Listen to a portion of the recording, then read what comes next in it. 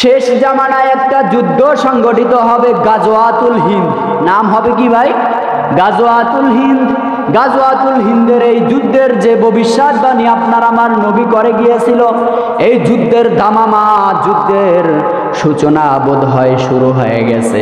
দেখেন না, এক দেশের সাথে অন্য দেশের সাথে একটা বিরোধ সৃষ্টি হয়েছে, শত্রুতা সৃষ্টি হয়েছে। এক দেশ আরেক দেশকে বদলা নিতে চায়, অপর দেশ অন্য দেশের সাথে তাদের বদলা নিতে চাচ্ছে। এই রকম করে বিশ্বের সমস্ত দেশগুলো যদি বদলা নিতে চায়, তারা যুদ্ধে মেতে ওঠে। এইটাই হতে পারে রাসূল সাল্লাল্লাহু আলাইহি সাল্লামের ভবিষ্যৎবাণী, সেই গাজওয়াতুল হিন্দের ঘটনা, ঠিক কিনা? আবু হুরায়রা রাদিয়াল্লাহু তাআলা বলেন, আমার নবীকে আমি দেখতেছি পূর্ব দিগন্ত থেকে পূর্ব দিকে তাকিয়ে তিনি দৃষ্টি নিক্ষেপ করে বসে আছেন এবং হঠাৎ করে নিঃশ্বাসটা ভিতরে টান দিলেন। নিঃশ্বাস টান দিয়ে সুগন্ধি পেলেন। সুগন্ধি পায় নাকি? আমরা সুগন্ধি পাই না?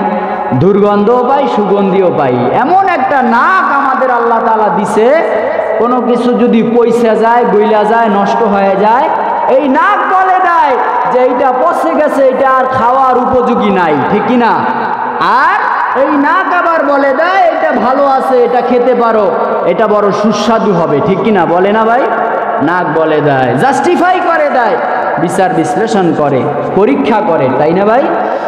তারপরে আমার বিবেক নাড়া দেয় যে এটা খাবো কি খাবো না। তো বিশ্বনবী সাল্লাল্লাহু আলাইহি সাল্লাম পূর্ব দিকে তাকিয়ে একটা নিঃশ্বাস নিলেন এবং বিজয়ের গন্ধ পেলেন, বিজয়ের একটা বাসনা পেলেন। বিশ্বনবী সাল্লাল্লাহু আলাইহি সাল্লাম সাহাবীদেরকে উদ্দেশ্য করে বললেন, এই বিজয়ের বাসনাটা, বিজয়ের ঘ্রাণটা কি তোমরা জানো? শেষ জামানায় ঈসা আলাইহিস সালাতু ওয়াস সালাম দুনিয়া থেকে, ওই আসমান থেকে আগমন করবেন। তাদের দলে অংশগ্রহণ করবে অসংখ্য মুসলমান ইমানদার জনতা। অংশগ্রহণ করে হিন্দুস্তানের সাথে একটা যুদ্ধ সংগঠিত হবে, মুশরিকদের সাথে, ইমানদারদের সাথে একটা যুদ্ধ সংগঠিত হবে। সেই যুদ্ধের নাম হবে গাজওয়াতুল হিন্দ। এই গাজওয়াতুল হিন্দে যারা অংশগ্রহণ করবে ইমানদার, তারা অধিকাংশ বিজয় আসার পূর্বেই শাহাদাত বরণ করে ফেলবে। বলি সুবহানাল্লাহ।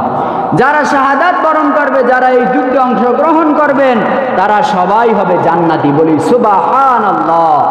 যারা ইন্তেকাল করবেন, শাহাদাত বরণ করবেন, তারা সাথে সাথে জান্নাতের সুখ শান্তি ভোগ করে ফেলবে। বলি সুবহানাল্লাহ। যারা গাজী হবেন, তাদের জন্য আল্লাহ জাহান্নামের আগুনকে হারাম করে দেবে, জান্নাত ওয়াজিব করে দেবে। বলি সুবহানাল্লাহ। সেই গাজওয়াতুল হিন্দ বোধ হয় খুব সন্নিকটে